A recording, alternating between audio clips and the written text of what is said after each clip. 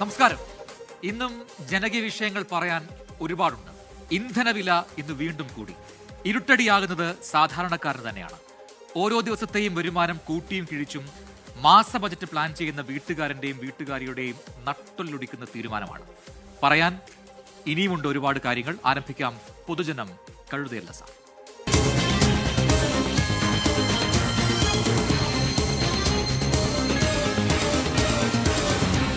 പൊതുജനം കഴുതയല്ല സാർ. ഇന്നത്തെ ഏറ്റവും പ്രധാനപ്പെട്ട വാർത്തകളിൽ ഒന്ന്, രാജ്യത്ത് ഇന്ധനവിലയിൽ വീണ്ടും വർധനവുണ്ടായിരിക്കുന്നു. പെട്രോളിന് 86 പൈസയും ഡീസലിന് 83 പൈസയുമാണ് ഇന്ന് കൂടിയത്. ഒരാഴ്ചക്കിടെ ഇത് രണ്ടാം തവണയാണ് വീണ്ടും വർധനയുണ്ടായത്. ഒരു ഭാഗത്ത് പാചകവാതക പ്രതിസന്ധിയും വിലക്കയറ്റവും, ഇപ്പോൾ ഇന്ധനവില വർധനയും. മാസ ബജറ്റ് മൊത്തത്തിൽ താളനിൽക്കുന്ന സ്ഥിതിയാണ്. കോഴിക്കോട് നിന്നും അജി കുഞ്ഞുമോൻ തയ്യാറാക്കിയ വിശദമായ റിപ്പോർട്ടിലേക്കാണ്. വിവിധ സംസ്ഥാനങ്ങളിലെ തെരഞ്ഞെടുപ്പ് കഴിഞ്ഞപ്പോഴേക്കും പെട്രോളിന്റെയും ഡീസലിന്റെയും വില റോക്കറ്റിനേക്കാൾ വേഗത്തിലാണ് കുതിക്കുന്നത്. 110 രൂപയാണ് കോഴിക്കോട് ജില്ലയിലെ ഇന്നത്തെ പെട്രോളിന്റെ വില. സാധാരണക്കാർ എങ്ങനെയാണ് ജീവിക്കുക?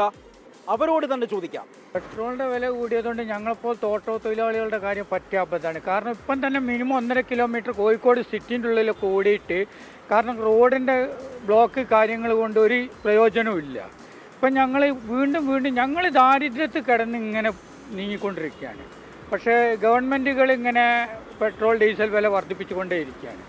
കാരണം ഞങ്ങളുടെ കാര്യം പറ്റ ദയനീയമാണ്.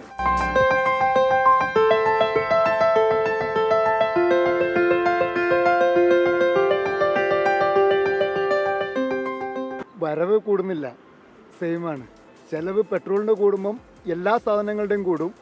സാധാരണക്കാർ മുതൽ എല്ലാവരും, മറ്റവർക്ക് പിന്നെ ചിലപ്പോൾ അഫോർഡബിൾ എന്ന് പറയാനില്ലല്ലോ, എല്ലാവർക്കും കൊടുക്കുന്ന പ്രശ്നം തന്നെയാണ്. ഈ ഡീസൽ ഇല്ല എന്ന് പറഞ്ഞിട്ട് നാളെ മുതൽ ഇനി പച്ചക്കറിയുടെ കൂടും. എല്ലാ ഉൽപ്പന്നങ്ങളുടെയും വില നാളെ മുതൽ കൂടാൻ പോകുന്നു. എന്തർത്ഥത്തിലും ഡീസലിൻ്റെ കൂടുമ്പോൾ സ്വാഭാവികമായിട്ടും എല്ലാവരും അത് എഫക്റ്റഡാണ്. പ്രയാസമാണ്, വളരെ കഷ്ടപ്പാടാണ്. ഇത് മീൻ വിറ്റിട്ട് നമ്മൾ ജീവിക്കണ്ടേ? നമുക്കെല്ലാം പെട്രോളിനും ഡീസലില്ലാണ്ട് ഒന്നും നടക്കില്ലല്ലോ. അന്നത്തെ ജീവിതം തന്നെ ആ മാർഗത്തിലൊക്കെ പിന്നെ നീങ്ങിക്കൊണ്ടിരിക്കുന്നു. അപ്പം വളരെ പ്രയാസങ്ങളാണ്.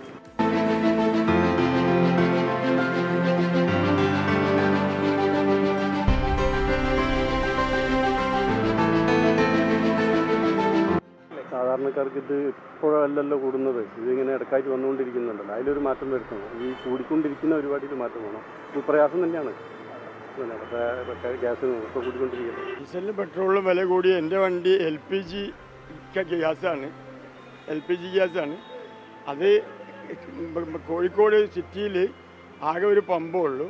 അത് 60 റുപ്യ ഉള്ളത് 100 റുപ്യയായി മാറി, 98 റുപ്യയായി മാറി. പെട്രോളിനാണെങ്കിൽ അതേപോലെ തന്നെ ഇപ്പോൾ പെട്രോൾ അടിച്ചിട്ടാണ് വണ്ടി ഓടുന്നത്. ഇപ്പോൾ പെട്രോളിനും വില കൂടി. നമുക്ക് പിന്നെ ബെനിഫിറ്റ് കുറയാന്നല്ലാതെ യാതൊരു ഇതുമില്ലല്ലോ. ഇതുകൊണ്ട് ഇത് ജനങ്ങളെ നല്ലോണം ബാധിക്കുന്നുള്ള കാര്യം ഷുവറാണ്. 5 റുപ്യ എന്ന് അറിയിക്കാന്നില്ല, 1 റുപ്യ കൂടിക്കുക എന്നുണ്ടെങ്കിൽ നമ്മൾ ഒരുപാട് വിപ്ലവം ഉണ്ടാക്കുന്ന പിന്നെ സ്ഥലമാണ്. ഇപ്പം 5 റുപ്യ 10 റുപ്യ ഒന്നും ഒരു വിഷയമില്ലാതായി മാറിയിട്ടുണ്ട് എല്ലാവർക്കും.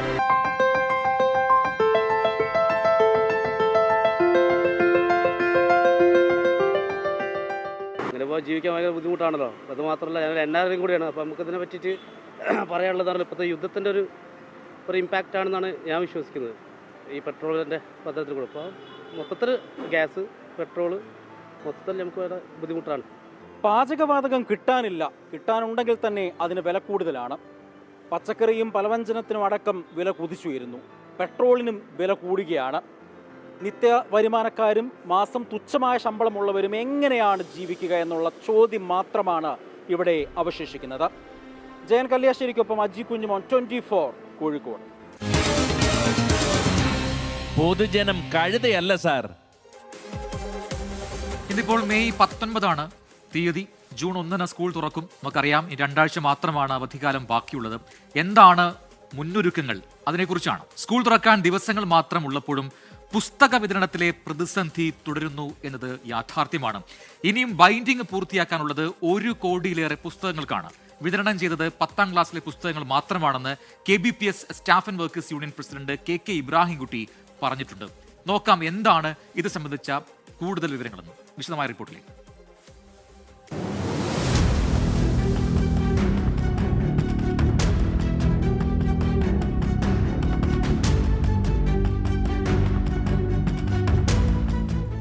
വേനലവധിക്ക് മുൻപ് പാഠപുസ്തകം വിതരണം ചെയ്യുമെന്നായിരുന്നു വിദ്യാഭ്യാസ വകുപ്പിന്റെ ഉറപ്പ്. പക്ഷേ ആ ഉറപ്പ് എവിടെയും എത്തിയിട്ടില്ല എന്നുള്ളതാണ് യാഥാർത്ഥ്യം. ഇനി സ്കൂൾ തുറക്കാൻ ബാക്കിയുള്ളത് 1.5 ആഴ്ച മാത്രമാണ്. എന്നാൽ ഇതുവരെ വിതരണം ചെയ്തത് 10ാം ക്ലാസ്സിലെ പുസ്തകങ്ങൾ മാത്രമെന്നാണ് KBPS workers and welfare association പറയുന്നത്. ഇന്നലെ വരെയുള്ള കണക്കുകൾ നോക്കുകയാണെങ്കിൽ പ്രിന്റ് ചെയ്തത് 80% പുസ്തകങ്ങൾ. ഇതിൽ ബൈൻഡിംഗ് പൂർത്തിയാക്കാനുള്ളവയുമുണ്ട്. കണക്കുകൾ നോക്കുകയാണെങ്കിൽ ആകെ 3 കോടിയിലധികം പുസ്തകമാണ് അച്ചടിക്കേണ്ടത്. ഇതിൽ പ്രിന്റിംഗ് പൂർത്തിയാക്കിയിരിക്കുന്നത് 2,85,51,000 പുസ്തകം. ബൈൻഡിംഗ് പൂർത്തിയാക്കിയിരിക്കുന്നത് 2,48,90,95,000 പുസ്തകവും. 75 ലക്ഷത്തിൽ കൂടുതൽ പുസ്തകം പ്രിന്റിംഗ് പൂർത്തിയാക്കാൻ ഇനിയും ബാക്കിയുണ്ട്. ഇതുവരെ ഏതാണ്ട് 80% ബുക്കുകളാണ് പ്രിന്റ് ചെയ്ത് കഴിഞ്ഞിരിക്കുന്നത്. ബൈൻഡിങ് കംപ്ലീറ്റ് ചെയ്ത് 2,48,95,000 ബുക്കുകളാണ് ബൈൻഡിങ് കംപ്ലീറ്റ് ചെയ്തത്. ഇനി ബാലൻസ് പ്രിന്റ് ചെയ്യാനുള്ളത് ഈ 80% പ്രിന്റ് ചെയ്യാനുള്ളത് 71,54,476 ബുക്ക് ഇനി പ്രിന്റ് ചെയ്യാനുണ്ട്. ബാലൻസിങ് ബൈൻഡ് ചെയ്യാനുള്ള 1,08,00,000. ഒരു ദിവസം ബൈൻഡ് ചെയ്യാന്ന് പറഞ്ഞാൽ 3 ലക്ഷം ബുക്കുകൾ നമുക്ക് ബൈൻഡ് ചെയ്യാൻ കഴിയുള്ളൂ. എത്ര ശ്രമിച്ചാലും അതിൽ കൂടുതൽ ചെയ്യൂല. അത് കൃത്യമായിട്ട് മെഷീനൊന്നും കംപ്ലൈന്റ് ഇല്ല എങ്കിൽ ഇപ്പോഴത്തെ സ്ഥിതി അനുസരിച്ച് 45 ദിവസമെങ്കിലും ബുക്ക് കംപ്ലീറ്റ് ചെയ്ത് ബൈൻഡ് ചെയ്യാൻ 45 ദിവസം എടുക്കും. 6, 7, 8 ക്ലാസുകളിലെ പുസ്തകങ്ങൾ ഇനിയും പൂർത്തീകരിക്കാനുണ്ട്. ഒരു ദിവസം പ്രിന്റ് ചെയ്യാൻ കഴിയുന്നത് 3 ലക്ഷം വരെ പുസ്തകങ്ങളാണ്. 45 ദിവസമെങ്കിലും ബൈൻഡിംഗ് പൂർത്തിയാക്കാൻ ഇനിയും വേണം. പിന്നീട് ഈ പുസ്തകങ്ങൾ ജില്ലാ ഡിപ്പോയിലേക്ക് എത്തിക്കാൻ വീണ്ടും സമയമെടുക്കും. കഴിഞ്ഞ ഗവൺമെന്റ് കാലത്ത് പറഞ്ഞ പോലെ സ്കൂൾ തുറക്കുന്ന സമയത്ത് എല്ലാ ബുക്കുകളും കുട്ടികൾക്ക് എത്തും എന്ന് അത് നടക്കാൻ പോകുന്നില്ല. അവർ പറഞ്ഞത് സ്കൂള് അടയ്ക്കുന്നതിന് മുമ്പായിട്ട് എല്ലാ ബുക്കുകളും എത്തിക്കുമെന്നാണ് പറഞ്ഞത്. അന്ന് 20% മാത്രമേ പൂർത്തീകരിച്ചിട്ടുണ്ടായിരുന്നു. വിഷ്വൽ മീഡിയാസും അതുപോലെ പത്രമാധ്യമങ്ങളൊക്കെ ശക്തമായിട്ട് ഇതിനെതിരായിട്ട് പ്രചരണങ്ങൾ കൊടുത്തുകൊണ്ട് ഉദ്യോഗസ്ഥ തലത്തിൽ ഇത് അറിഞ്ഞുകൊണ്ട് കുറച്ച് പൈസ KBPSന് റിലീസ് ചെയ്തതിന്റെ ബേസിലാണ് ഇപ്പോൾ ഇച്ചിരി ഫാസ്റ്റായിട്ട് നടക്കുന്നത്. ഏതാണ്ട് 300 കോടി രൂപയോളം ബുക്ക് ഈ പ്രിന്റിംഗ് ഇത് ചെയ്തതിന് KBPSന് സംസ്ഥാന ഗവൺമെന്റ് കൊടുക്കാനുണ്ട്. പേപ്പർ പ്രതിസന്ധിയാണ് പ്രധാന കാരണം. മുൻ വർഷങ്ങളിൽ പുസ്തകം അച്ചടിച്ചതിന് 300 കോടിയോളം രൂപയാണ് സർക്കാർ KBPSന് നൽകാനുള്ള കുടിശ്ശിക ഉള്ളതിനാൽ KBPSന് സ്വന്തമായി പേപ്പർ വാങ്ങാനും കഴിയുന്നില്ല. ഇതാണ് പ്രധാന പ്രതിസന്ധി. സ്കൂൾ തുറക്കാൻ ദിവസങ്ങൾ മാത്രമാണ് ഇനി ബാക്കിയുള്ളത്. ക്ലാസ് തുടങ്ങിയാൽ 6, 7, 8 ക്ലാസ്സിലെ കുട്ടികൾക്ക് പകുതിയായെങ്കിൽ പോലും പുസ്തകങ്ങൾ എത്താത്ത സ്ഥിതിയാണ്. സർക്കാരിന്റെ ഭാഗത്തു നിന്നും അടിയന്തര ഇടപെടൽ ഉണ്ടായേ തീരൂ. കൊച്ചിയിൽ നിന്നും ആൻമരിയ സനി, 24. പൊതുജനം കഴുതയല്ല സാർ. അപ്പൊ എന്തായാലും ഇത്തവണത്തെ SSLC ഫലപ്രഖ്യാപനമൊക്കെ നമ്മൾ കണ്ടതാണ്. മന്ത്രിമാർ ആകാത്തതുകൊണ്ട് തന്നെ അത് ഇത്തവണ ഉദ്യോഗസ്ഥർ നടത്തുന്ന കാഴ്ച കണ്ടു. അതിന് പിന്നാലെ ഇപ്പോൾ സ്കൂൾ തുറക്കാൻ പോകുമ്പോൾ പാഠപുസ്തകങ്ങൾ കുട്ടികൾക്ക് കൃത്യമായി ലഭിക്കില്ല എന്നൊരു ആശങ്കയായി വന്നിട്ടുണ്ട്. അതിൽ അടിയന്തരമായ ഇടപെടൽ സർക്കാരിന്റെ ഭാഗത്തുനിന്ന് ഉണ്ടാകേണ്ടതുണ്ട് എന്നതാണ് ഈ റിപ്പോർട്ടിൽ നമുക്ക് വ്യക്തമാകുന്നത്. ഇനി ഇന്നലെ 24 പുറത്തുവിട്ടൊരു വാർത്തയുണ്ടായിരുന്നു. അത് ഏറെ ഞെട്ടിപ്പിക്കുന്ന വാർത്തയാണ്. തുടർ പ്രതികരണങ്ങളും തുടർ വാർത്തകളും അതിലെ കൂടുതൽ വിവരങ്ങളൊക്കെ ഇന്ന് പുറത്തുവരികയും ചെയ്തു. അതേ റിപ്പോർട്ടിലേക്കാണ് നമ്മൾ ഇനി കടക്കുന്നത്. മോഡലിംഗ് ജോലി വാഗ്ദാനം ചെയ്ത് യുവതികളെ വിദേശത്തേക്ക് എത്തിച്ച് ലൈംഗിക ചൂഷണത്തിന് ഇരയാക്കിയ സംഭവത്തിൽ ഞെട്ടിക്കുന്ന വിവരങ്ങൾ ഇന്നും 24 പുറത്തുവിട്ടു. ദുബായിലെത്തിച്ച് മയക്കുമരുന്ന് നൽകിയ ശേഷമാണ് ക്രൂരപീഡനമെന്ന് പരാതിക്കാരി വെളിപ്പെടുത്തി. സംഭവത്തിന് പിന്നിൽ രാജ്യാന്തര സെക്സ് റാക്കറ്റിന്റെ പ്രധാന കണ്ണികൾ ഉണ്ട് എന്നാണ് പോലീസിന്റെ കണ്ടെത്തൽ. അന്ന് ആദ്യമായിട്ട് ഇവരെന്നോട് പറഞ്ഞു, നിനക്കൊരു ക്ലയന്റ് ഉണ്ട്. ഞാൻ പറയും എനിക്ക് അറ്റൻഡ് ചെയ്യാൻ പറ്റത്തില്ല എന്ന് പറഞ്ഞു. ആ സമയത്ത് എന്നെ പിടിച്ചൊരു കുട്ടി അടിക്കുകയും ബലമായിട്ട് ഡ്രിങ്ക്സിൽ എന്തോ ഒരു വെള്ളപ്പൊടി കലക്കി തന്ന് കുടിപ്പിക്കുകയും ബോധം പോകുന്ന രീതിയിലാക്കിയിട്ട് അവരുടെ വേറെ ആൾക്കാർ വരെ പോവുകയൊക്കെ ചെയ്തിരുന്നത് അങ്ങനെയാണ്. പരാതിക്കാരി ക്രൂരമായ കൂട്ടബലാത്സംഗത്തിനാണ് ഇരയായത്. പിടിയിലായ അലീനയും സിന്ധുവും ചേർന്ന് ജോലി വാഗ്ദാനം ചെയ്താണ് പരാതിക്കാരിയെ ദുബൈയിൽ എത്തിച്ചത്. സിന്ധുവും അലീനയും രാജ്യാന്തര സെക്സ് റാക്കറ്റിലെ പ്രധാന കണ്ണികളെന്നാണ് പോലീസ് കണ്ടെത്തൽ.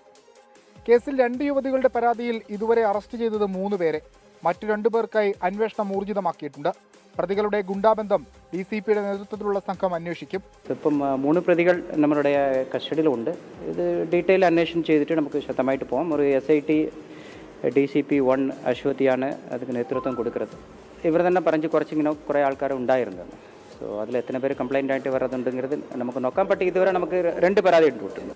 ഈവന്റ് മാനേജ്മെന്റ് കമ്പനിയുടെ മറവിലാണ് യുവതികളെ വിദേശത്തേക്ക് എത്തിക്കുന്നത്. സെലിബ്രിറ്റികളടക്കം ഉപയോഗിച്ചാണ് ഇവന്റ് മാനേജ്മെന്റ് കമ്പനിയുടെ പ്രൊമോഷൻ. പിടിയിലായ അലീന മുൻപും ക്രിമിനൽ കേസിൽ പ്രതിയായിട്ടുണ്ട്. നിരവധി യുവതികൾ ഈ സെക്സ് റാക്കറ്റിന്റെ വലയിൽ അകപ്പെട്ടിട്ടുണ്ടെന്നാണ് പോലീസിന്റെ പ്രാഥമിക വിലയിരുത്തൽ. അതുകൊണ്ട് തന്നെ കൂടുതൽ പരാതികൾക്കും പ്രതികൾക്കും സാധ്യതയുണ്ട്. കൊച്ചിയിൽ നിന്ന് വിഷ്ണു സുരേഷ്, 24. എന്തായാലും അതിൽ കൂടുതൽ അന്വേഷണം ഉണ്ടാകും, കൂടുതൽ അറസ്റ്റ് ഉണ്ടാകും എന്ന കാര്യം പോലീസ് ഉറപ്പ് നൽകുന്നുണ്ട്. കാരണം അത്രമാത്രം വലിയൊരു സെക്സ് റാക്കറ്റ് ഇതിന്റെ പിന്നിൽ ഉണ്ട് എന്നുള്ളതാണ്. കൂടുതൽ പരാതികൾ ഒന്നിനു പിറകെ ഒന്നായി വന്നേക്കാം എന്നുകൂടി പോലീസ് കരുതുന്നുണ്ട്. അതിൽ കൃത്യമായ ഇടപെടൽ അവരുടെ ഭാഗത്തുനിന്നുണ്ടാകുന്നുണ്ട് എന്നാണ് പോലീസ് വ്യക്തമാക്കിയത്. ഇനി പുതിയ സർക്കാരാണ്. UDF സർക്കാരിന്റെ ഭരണപരിഷ്കാരങ്ങൾ തുടരുന്നു എന്നൊരു പ്രധാനപ്പെട്ട വാർത്തയാണ്. വർഷങ്ങളായി അടഞ്ഞുകിടക്കുന്ന സെക്രട്ടേറിയറ്റിന്റെ നോർത്ത് ഗേറ്റ് തുറന്നു. പിണറായി വിജയൻ സർക്കാരിന്റെ കാലത്ത് അടച്ചിട്ട ഗേറ്റാണ് മുഖ്യമന്ത്രിയായി VD സതീശൻ ചുമതലയേറ്റ ഉടൻ തുറന്നിരിക്കുന്നത്. നിലവിൽ ഉദ്യോഗസ്ഥർക്കും മന്ത്രിവാഹനങ്ങൾക്കുമാണ് ഇതുവഴി പ്രവേശനമുണ്ടാവുക.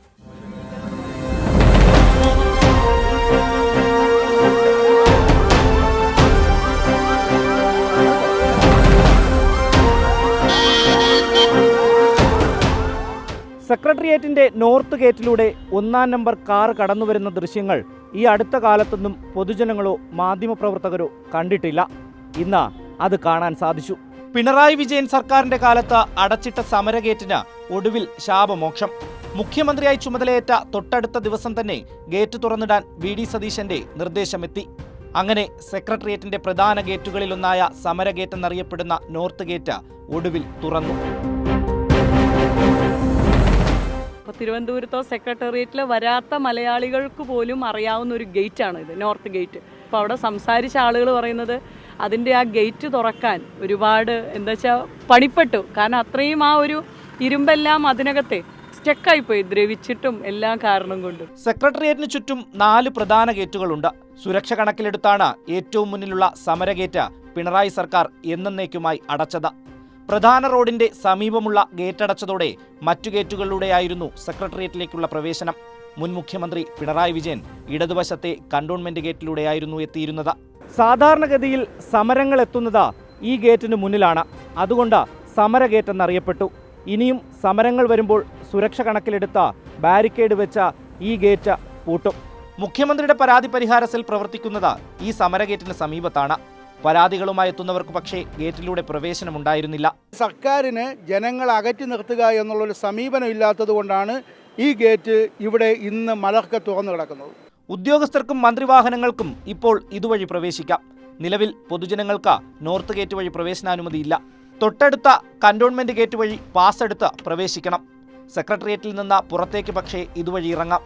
വൈകാതെ പൊതുജനങ്ങളെയും ഇതുവഴി അകത്തേക്ക് കടത്തിവിടുമെന്നാണ് വിവരം. വളരെ സന്തോഷമുണ്ട്. കാരണം വളഞ്ഞ വഴിയായിരുന്നു ഇതുവരെ, പക്ഷേ ഇനി മുതൽ വളഞ്ഞ വഴിയില്ല, എല്ലാം നേർവഴിക്കാണ് എന്നുള്ളതാണ് ഇത് നൽകുന്ന ഏറ്റവും വലിയൊരു സന്ദേശം. അല്ല, ഈ സർക്കാർ പുതുയുഗം എന്ന് പറഞ്ഞത് പിൻവാതിൽ ഇല്ലാതെ മുൻവാതിലിലൂടെയുള്ള കാര്യങ്ങൾ മാത്രമാണ്. ഗേറ്റിന് മുന്നിൽ സ്ഥാപിച്ചിരിക്കുന്ന നോർത്ത് ഗേറ്റ് എന്ന ബോർഡിലെ N അക്ഷരം ഇളകി മാറിയിട്ട കാലങ്ങളായി. ഉടൻ N എന്ന അക്ഷരം അവിടെ സ്ഥാപിക്കുമെന്ന് കൂടി പ്രതീക്ഷിക്കുന്നു. ഒട്ടേറെ പരിഷ്കാരങ്ങൾ, അടിപൊളി മാറ്റങ്ങൾ. ഇനി എന്തൊക്കെ മാറുമെന്നുള്ളത് കണ്ടറിയണം. ക്യാമറമാൻ അരുണിനൊപ്പം റിനു ശ്രീധർ, 24 തിരുവനന്തപുരം.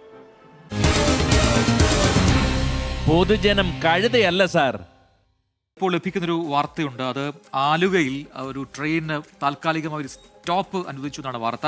ജനശതാബ്ദി എക്സ്പ്രസിനാണ് ആലുവയിൽ സ്റ്റോപ്പ് താൽക്കാലികമായി അനുവദിച്ചിരിക്കുന്നതെന്നൊരു വാർത്ത ഇപ്പോൾ പുറത്തു വന്നിട്ടുണ്ട്. ഈ മാസം 22 മുതൽ ആ ഉത്തരവ് പ്രാബല്യത്തിൽ വരും. കണ്ണൂർ തിരുവനന്തപുരം റൂട്ടിലോടുന്ന ട്രെയിനാണ് ജനശതാബ്ദി. ആ ട്രെയിനാണ് ആലുവയിൽ താൽക്കാലിക സ്റ്റോപ്പ് അനുവദിച്ചിപ്പോൾ ഉത്തരവായിരിക്കുന്നത്. നേരത്തെ ഇടവേളയ്ക്ക് പോകും മുൻപ് സൂചിപ്പിച്ച ആ വാർത്തയിലേക്കാണ്. കാസർഗോഡിന്റെ വികസനത്തിൽ നിർണായകമാകും എന്ന് പ്രതീക്ഷിച്ച പെരിയയിലെ എയർ സ്ട്രിപ്പ് പദ്ധതി കടലാസിൽ ഉറക്കമായിട്ട് വർഷം 15 പിന്നിട്ടു. ഏവിയേഷൻ വകുപ്പ് അംഗീകരിച്ചിട്ടും പദ്ധതി എങ്ങും എത്തിയില്ല. സർക്കാർ ഭൂമി ലഭ്യമാകുന്നതിനൊപ്പം സ്ഥലം വിട്ടു നൽകാൻ സ്വകാര്യ വ്യക്തികൾ തയ്യാറായിട്ടും തയ്യാറാക്കിയ രൂപരേഖ സർക്കാർ ഫയലിൽ പൊടിപിടിച്ച് കിടക്കുകയാണ്. ദേശീയപാത ഉൾപ്പെടെ നാടിന്റെ പശ്ചാത്തല വികസനത്തിന് കോടികൾ പൊടിക്കുമ്പോൾ വിനോദ, വാണിജ്യ, ആരോഗ്യ മേഖലയ്ക്ക് ഉപയോഗപ്രദമാകുന്ന പദ്ധതിയോട് മുഖം തിരിക്കുകയാണ് ബന്ധപ്പെട്ട വകുപ്പുകൾ. വിശദമായ റിപ്പോർട്ടിലേക്ക്. വിശാലമായി പരന്നുകിടക്കുന്ന ഈ ഭൂമിയിലാണ് മിനി എയർ സ്ട്രിപ്പ് പ്രഖ്യാപിക്കപ്പെട്ടത്. പദ്ധതിക്കായി സർവേ നടപടികൾ പൂർത്തിയാക്കി, DPR തയ്യാറാക്കി വർഷങ്ങൾ കഴിഞ്ഞു. എന്നിട്ടും പദ്ധതി കടലാസിൽ ഉറങ്ങുകയാണ്. കാസർഗോഡിന്റെ സ്വപ്നത്തിന് എന്ന് ചിറകുമുളക്കുമെന്ന കാത്തിരിപ്പിലാണ് ജനങ്ങൾ.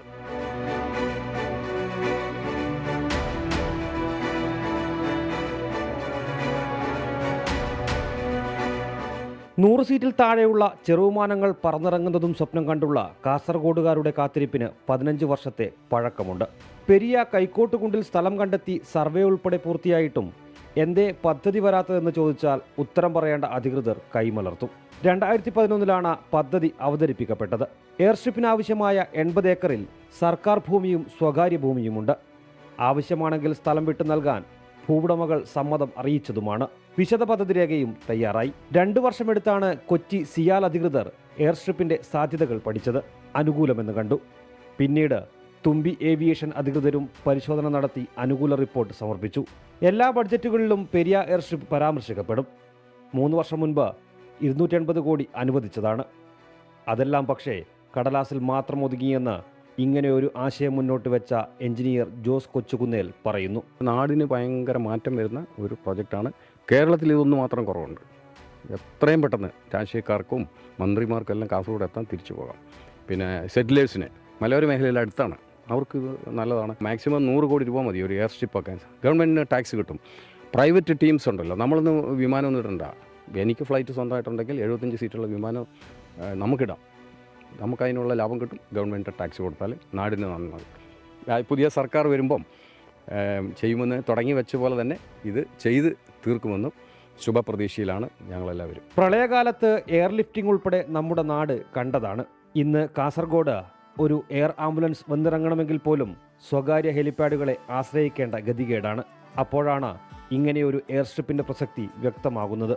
പെരിയക്കൊപ്പം വയനാട്, ശബരിമല തുടങ്ങിയിടങ്ങളിൽ കൂടി എയർസ്ട്രിപ്പ് വരികയാണെങ്കിൽ ആഭ്യന്തര ടൂറിസത്തിന് ഏറെ ഗുണകരവുമാകും.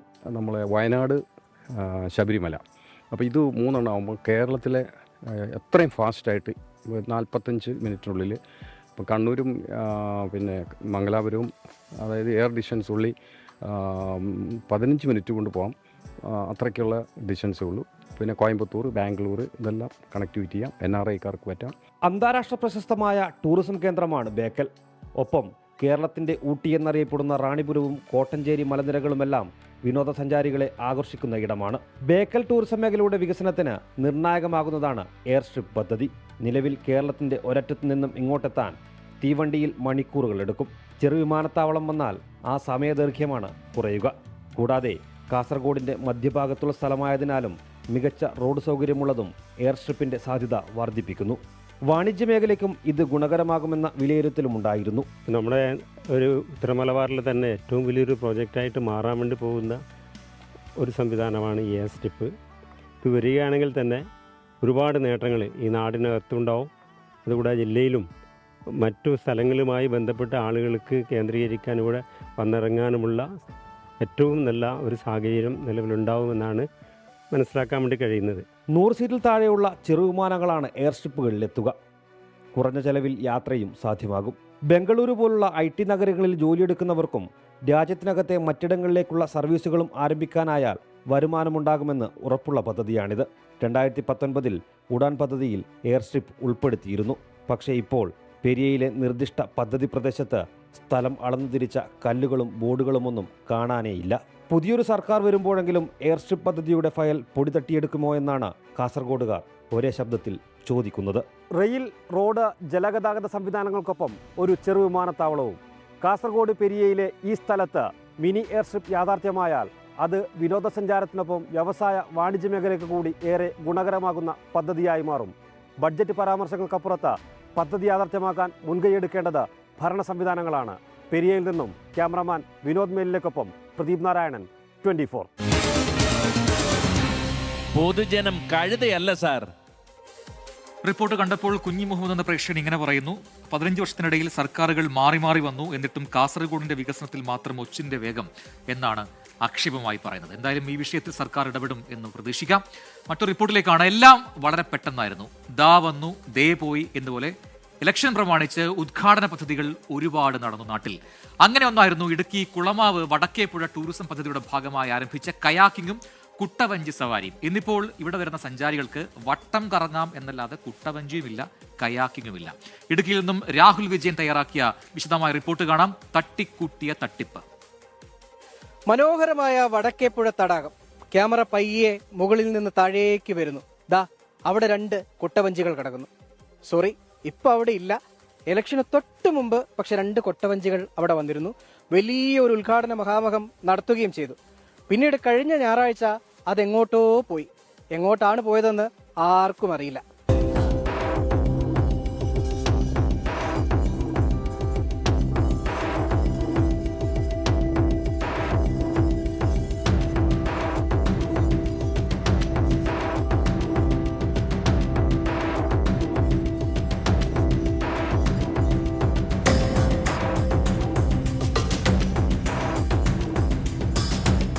കഴിഞ്ഞ ഫെബ്രുവരി 13-നാണ് വടക്കേപ്പുഴ ടൂറിസം പദ്ധതിയുടെ ഭാഗമായി എത്തിച്ച കയാക്കിംഗ്, കുട്ടവഞ്ചി സവാരി എന്നിവ ഉദ്ഘാടനം ചെയ്തത്. സഞ്ചാരികൾക്ക് ഇതൊക്കെ ആകെ തുഴയാൻ പറ്റിയത് വെറും 20 ദിവസം. പ്രശ്നങ്ങൾ പലതും ഉണ്ടായിരുന്നു ഉദ്ഘാടനത്തിൽ, ഇലക്ഷൻ തിരക്കിൽ. പക്ഷെ അതൊക്കെ എല്ലാവരും വിട്ടുപോയി. ഉദ്ഘാടനത്തിന് 2 ദിവസം മുൻപ് വിളിച്ചു വരുത്തി യാതൊരു ടെൻഡർ നടപടികളും പാലിക്കാതെ അടിമാലി സ്വദേശിക്ക് സാഹസിക ടൂറിസം പദ്ധതി നടപ്പാക്കാൻ അനുമതി നൽകി. ഇതിൽ പരാതി ഉയർന്നതോടെ ഹൈഡൽ ടൂറിസം സെന്റർ ഈ പദ്ധതി നിർത്താൻ നിർദ്ദേശം നൽകി. ഉദ്ഘാടനത്തിന് ശേഷം 19 ദിവസം മാത്രമേ ഇത് റണ്ണിങ് നടന്നിട്ടുള്ളൂ. മന്ത്രി റോഷി അഗസ്റ്റിൻ ഒരു പ്രഹസനത്തിൻ്റെ ഭാഗമായിട്ടാണെന്ന് ഇവിടെ പദ്ധതി ഉദ്ഘാടനം ചെയ്തത്. ഇവിടെ ടെൻഡർ ഇഷ്യൂ ചെയ്യാതെയാണ് ആദ്യം ഈ പദ്ധതി ഇവിടെ ഉദ്ഘാടനം നടത്തിയത്. തെരഞ്ഞെടുപ്പ് മുമ്പിൽ കണ്ടുകൊണ്ടുള്ള മാത്രമായ ഒരു പ്രഹസന പരിപാടിയായിരുന്നു ഈ ടൂറിസം പദ്ധതി. ഈ ടൂറിസം പദ്ധതി കുളമാവ് നാട് നിവാസികളെ സംബന്ധിച്ചിടത്തോളം ഇവിടെ വികസനത്തിൻ്റെ ഒരു മാറ്റത്തിൻ്റെ ഭാഗം കൂടിയാണ് ഈ കുളമാവിൽ ഈ ടൂറിസം പദ്ധതി ഇവിടെ. പ്രാദേശിക ടൂറിസം വികസനത്തിന് ഏറെ മുതൽക്കൂട്ടാവുന്ന പദ്ധതിയായിരുന്നു വടക്കേപ്പുഴയിൽ ആരംഭിച്ചത്. എന്നാൽ തിരഞ്ഞെടുപ്പ് മുന്നിൽ കണ്ട ഒരു ഉദ്ഘാടന പ്രഹസനത്തിന്റെ ഭാഗമായി പദ്ധതി തുടങ്ങിയതിലാണ് വീഴ്ച സംഭവിച്ചത്. മാനദണ്ഡങ്ങൾ പാലിച്ച് കൃത്യമായ മുന്നൊരുക്കങ്ങളോടെ ആരംഭിച്ചിരുന്നുവെങ്കിൽ സഞ്ചാരികൾക്ക് ഏറെ പ്രയോജനപ്പെടുമായിരുന്നു. നിലവിൽ കരാറുകാരൻ എത്തിച്ച ഉപകരണങ്ങളെല്ലാം തിരികെ കൊണ്ടുപോയി. എനിക്ക് പിന്നിലിരിക്കുന്ന ഈ ആളുകളെ കണ്ടില്ലേ? അവരിവിടെ ഉണ്ടായിരുന്ന കൊട്ടവഞ്ചിയിൽ കയറി ഒന്ന് കറങ്ങി ആസ്വദിക്കാൻ വേണ്ടി വന്നതാണ്. പക്ഷെ ആ കുട്ടിയുടെ കയ്യിലിരിക്കുന്ന ബൈനോക്കോളർ വെച്ച് നോക്കിയിട്ടും അത് കാണാൻ കഴിഞ്ഞിട്ടില്ല. കാരണം ഇവിടെ ആ സംഗതി ഇല്ലല്ലോ. എന്തായാലും ഇലക്ഷന് മുന്നോടിയായിട്ട് ഇങ്ങനെ ആളുകളെ പറ്റിക്കുന്ന ഉദ്ഘാടനം വേണ്ടായിരുന്നു എന്നുള്ളതാണ് നാട്ടുകാർ പറയുന്നത്. സുമിത്തിനൊപ്പം രാഹുൽ വിജയൻ, 24 ഇടുക്കി. പൊതുജനം കഴുതയല്ല സാർ.